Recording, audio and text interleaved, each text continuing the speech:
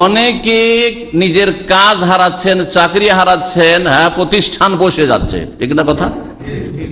তাদের একটা টেনশন যে আমার কি হবে। এখানে কোথাও হয় রিলিজের ব্যবস্থা, আর যদি না পাই তাহলে এক্সিট, ফাইনাল চলে যেতে হবে। তাহলে ওখানে গিয়ে কেমন করে রুজির ব্যবস্থা হবে, অথবা এখানে নতুন জায়গায় যাবো, আল্লাহ জানে কি হবে। তাদের জন্য একটা বড় টেনশনের বিষয়। অল্প কিছু লোক আলহামদুলিল্লাহ এখন সহি সালামত এখন আছেন, আর রুজি লেগে আছে, কখন যে কি হয় বলার কিছু নেই। বুঝতে পারছেন না? এইসব যে হচ্ছে আল্লাহর জমিনে আবর্তন আর বিবর্তন, এটা আমাদের পাপের কারণে। ভালো করে বলে রাখবেন, রুজিতে আঘাত লাগে মানুষের চালচলনের কারণে। ভালো করে শুনে রাখেন, কারো রুজি চলে যাচ্ছে, কেউ রুজির তলাশে ছোটাছুটি করছে, পাচ্ছে না, একমাত্র আমাদের পাপের কারণে, একমাত্র আমাদের পাপের কারণে। মনে রাখবেন। সুতরাং আমাদেরকে সবচেয়ে বড় যে কথাটি, সেটা আমাদেরকে সৎ হইতে হবে, পাপ মুক্ত হইতে হবে, গনহা মুক্ত হইতে হবে, আল্লাহর ভয় অন্তরে পয়দা করতে হবে, সোজা রাস্তা ধরতে হবে, বাঁকা রাস্তা বাদ দিয়ে। আল্লাহ রাব্বুল আলামিন রিজিকের দায়িত্ব নিয়েছেন, অবশ্যই রিজিক তিনি পৌঁছাবেন। কিভাবে পৌঁছাবেন? আপনাকে শুধু হরকত করতে হবে, বরকত আল্লাহ দেবেন, এটা বিশ্বাস রাখতে হবে। কোরআনে কারীমের একটি আয়াত দিয়ে শুরু করেছি, সূরা হিজরের আয়াত নম্বর 21। মহান আল্লাহ ইরশাদ করছেন, ওয়াইম মিন শাইইন ইল্লা ইনদানা খাযাইনুহু, এমন কোন সৃষ্টি নেই, শুধু মানুষ না, আমরা রিজিকের জন্য বেশি পেরেশান, তাই না? মানুষকে রাখেন একদিকে, শ্রেষ্ঠ সৃষ্টি আল্লাহ পাকের মখলুক, আর অন্য যতগুলি প্রাণী আছে সেগুলিকে একদিকে রাখেন। রিজিকের, টাকা পয়সার, আর খাবো দাবো, কি খাবো, কেমন করে চলবো, কার চিন্তা বেশি? গরু ছাগলের চিন্তা বেশি, সাপ বিছুর চিন্তা বেশি, পাখির চিন্তা বেশি, না আমাদের চিন্তা বেশি? পাখির কোনো চিন্তা নেই, সারাদিন খেয়ে দিয়ে পেট ভর্তি করে এসে বাসাতে বসে, কোনো চিন্তা নেই তার। সকালে আবার বেরোবো, কোথাও রুজি পেয়ে যাবো, তাই না? তারা স্টক করতে জানে না। আমরা 5 বছর, 10 বছর, অনেকে 50 বছরও খেতে পারবে।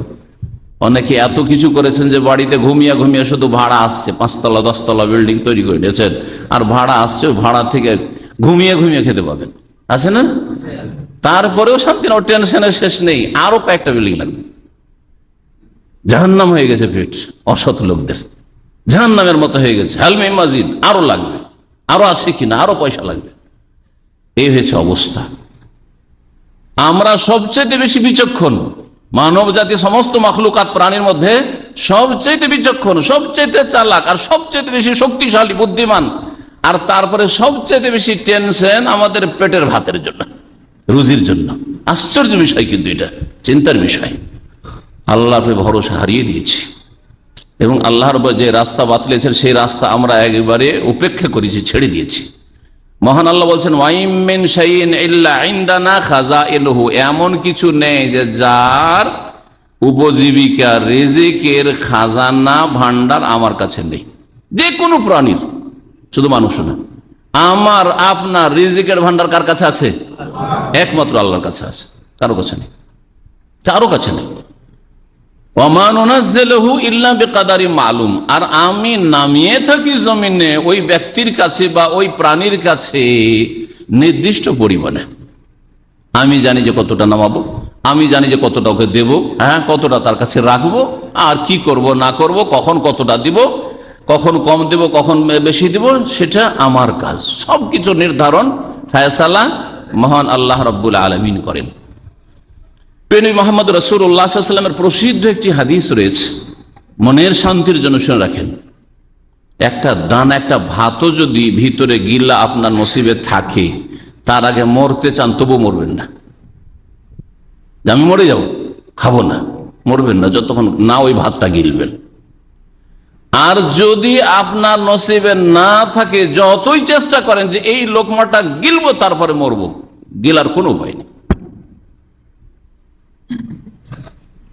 নবী মুহাম্মদ রাসূলুল্লাহ সাল্লাল্লাহু আলাইহি ওয়াসাল্লাম বলেন, ইন্না রূহাল কুদুস নাফাসা ফি রাউই, জিবরিল আলাইহিস সালাতু সালাম আমাকে ওহী করেছেন, আমার কলবে তিনি এই কথা দিয়েছেন, নিক্ষেপ করেছেন, অর্থাৎ ওহী করেছেন আল্লাহর পক্ষ থেকে এসে, যে আন্নাহু লান তামুতা নাফসুন হাত্তা তাস্তাকমিলা রিজকাহা, কোন ব্যক্তি, কোন প্রাণী, কোন জীব মরবে না কখনো, হাত্তা তাস্তাকমিলা রিজকাহা, যতক্ষণ পর্যন্ত তার রিজিক, তার উপজীবিকা, তার আহার, তার সুখ শান্তি, তার ভোগের সামগ্রী, রিজিক মানে শুধু খাওয়া দাওয়া না, রিজিক মানে কাপড়, কয়টা কাপড় ব্যবহার করবেন, কতক্ষণ শ্বাস নেবেন আপনি, কতটা আরাম পাবেন, আর কতক্ষণ ঘুম পাবেন, ইত্যাদি ইত্যাদি সবকিছু রিজিক।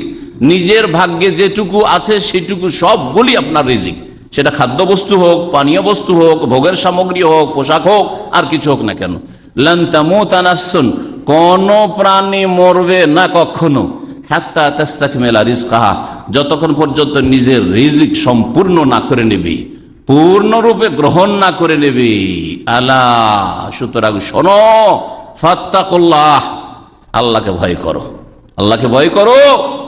পাপের মাধ্যমে, অন্যায়ের মাধ্যমে, হারাম উপায়ে, সুদ ঘুষ বেঈমানি আত্মসাৎ করে, ধার করে, পালিয়ে গিয়ে, ইত্যাদি ইত্যাদি মানুষের দখল করে নিয়ে, মস্তানি করে, এসব করে নয়। ফাত্তাকুল্লাহ, আল্লাহকে ভয় করো। ওয়া আজমেলু ফিত তালাব, এবং সুন্দরভাবে আল্লাহর কাছে যাচ্চা করো, তলব করো, রুজি আল্লাহর কাছে চান। আল্লাহকে ভয় করেন এবং রুজি আল্লাহর কাছে চান। আল্লাহকে ভয় রেখে, আল্লাহর আযাবকে ভয় রেখে, তারপর আল্লাহর কাছে চান আপনি, আল্লাহ আমাকে সুস্থ রাখো, আল্লাহ আমাকে হেফাজতে রাখো, আল্লাহ আমাকে দীর্ঘায়ু করো, আল্লাহ আমার রুজিতে বরকত দাও, আল্লাহ আমার চাকরি লাগিয়ে দাও, ইত্যাদি, আল্লাহ আমাকে হজ করার তৌফিক দাও, আল্লাহ এই করো, এই করো, আবার ছেলে মেয়েকে সুস্থ রাখো, ইত্যাদি। সব আপনার রুজি আল্লাহর কাছে ভালোভাবে চাইতে হবে। মহান আল্লাহ আরো বলেছেন, আহম ইয়াকসিমুনা রাহমাত রাব্বিকা, মানুষের ক্ষমতা আছে যে নিজেরা ভাগ বন্টন করে।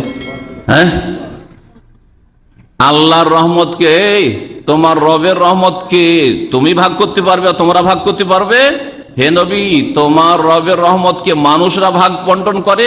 নাহনু কাসামনা বাইনাহুম মাঈশাতাহুম ফিল হায়াতিদ দুনিয়া, আমি তাদের দুনিয়ার উপজীবিকা, রিজিককে নিজেই ভাগ করে থাকি। আল্লাহ বলছেন আমি স্বয়ং ভাগ করি। ওয়ারাফানা বাদাহুম ফাওকা বাযিন দারাজাত, এবং এক ব্যক্তিকে আরেকজনের উপর আমি শ্রেষ্ঠত্ব দিয়ে থাকি।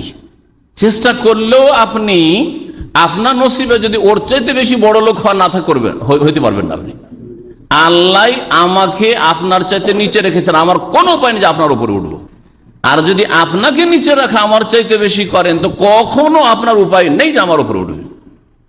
আল্লাহ বলছে ওয়ারাফানা বাদাহুম ফাওকা বাযিন দারাজাত, একজনকে বা এক শ্রেণীর লোককে আর এক শ্রেণীর ওপর আমি শ্রেষ্ঠত্ব, প্রাধান্য দান করেছি, মর্যাদার ক্ষেত্রে, এলমের ক্ষেত্রে, আমলের ক্ষেত্রে, রুজির ক্ষেত্রে, সুস্থতার ক্ষেত্রে, আয়ুর ক্ষেত্রে, ইত্যাদি সব ক্ষেত্রে। ছেলে মেয়ের ক্ষেত্রে কে সন্তান বেশি পাবে, কে কম পাবে, কে ভালো সন্তান পাবে, কে অসৎ সন্তান পাবে, সমস্ত ক্ষেত্রে। সম্মানিত ভাতৃমণ্ডলী, রুজির বিষয় সম্পর্কে কথা লম্বা হয়ে যাচ্ছে, আর বেশি সময় আমাদের আপনাদের নেওয়াও যাবে না। মসজিদের আলোচনা না হলে তো লম্বা করতাম।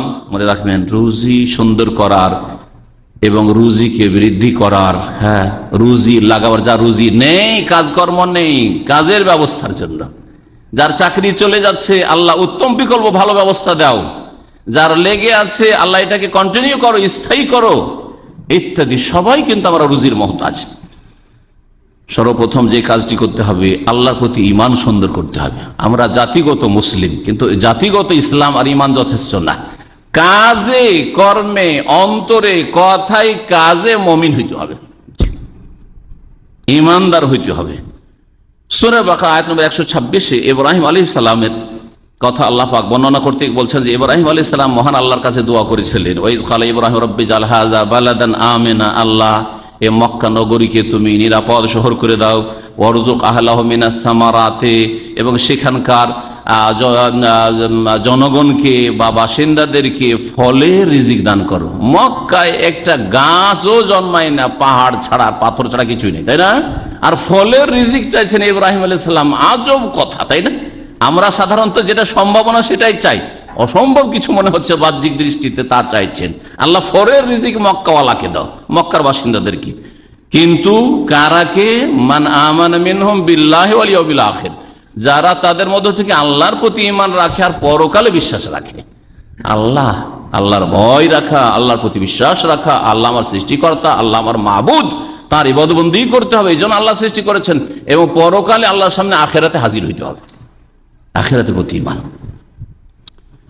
2 নম্বর রিজিক সুন্দর করার উপায় হচ্ছে আল্লাহর ভয় ভীতি। আল্লাহর ভয় ভীতি সম্পর্কে একটি হাদিস একটু আগে শোনাইলাম।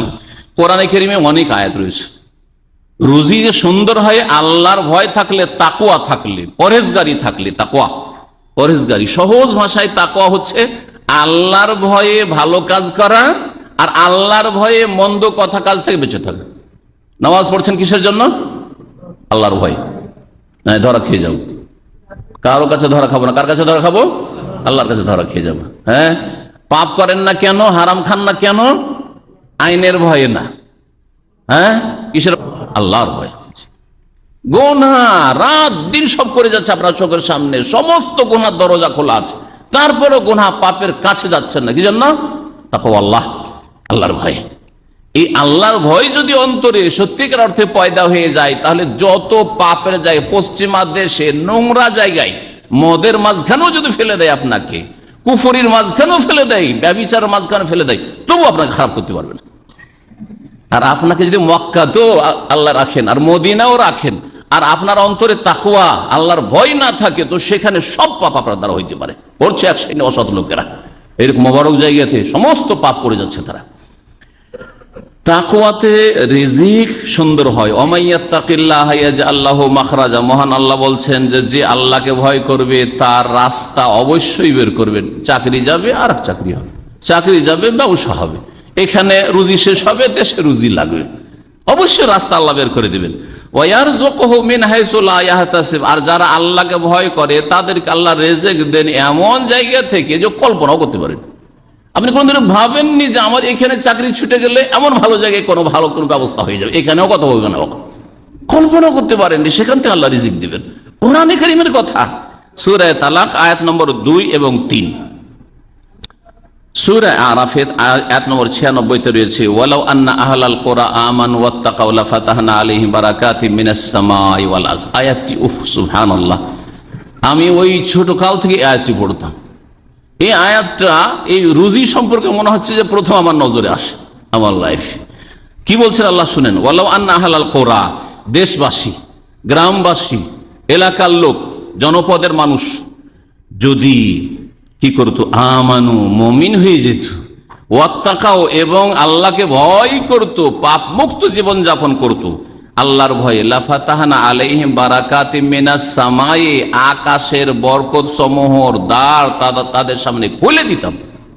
আকাশের বরকতের দরজা আল্লাহ খুলে দিতেন। চিন্তা করতে পেরেছেন? কি করতে হবে? শুধু মুমিন মুসলিম হইতে হবে আর মুত্তাকি হইতে হবে। ঈমান এবং তাকওয়া যদি থাকে তো আল্লাহর ওলি। কোরআনে কারীমে আল্লাহ বলে সূরা ইউনূসে, তাই না? ঈমান এবং তাকওয়া থাকলে ফালা খাউফুন আলাইহিম ওয়া লাহুম ইয়াহজানুন, কোনো চিন্তা নেই, কোনো টেনশন নেই, কোনো ভয় নেই দুনিয়া আখিরাতে। জান্নাতের সুসংবাদ, এই সমস্ত কথা কোরআনে কারীমে রয়েছে। ঈমান এবং তাকওয়া যদি থাকে তো রুজির ক্ষেত্রে আসমানের দরজা খুলে যাবে, জমিনের দরজা খুলে যাবে, রুজি চারিদিক থেকে আপনার পায়ের তলায় এসে লুটিয়ে পড়বে। আপনাকে রুজির পিছনে পিছনে ছুটতে হবে না, কিন্তু হরকত করতে হবে। বাড়িতে বসে কেউ খেতে পায় না, মুখে যেমন থালা যদি থাকে সামনে তো লোকমা উঠাইতে হয়, ওই রকম আপনাকে নড়াচড়া করতে হবে, কাজকর্ম করতে হবে, যে যেখানে পারে।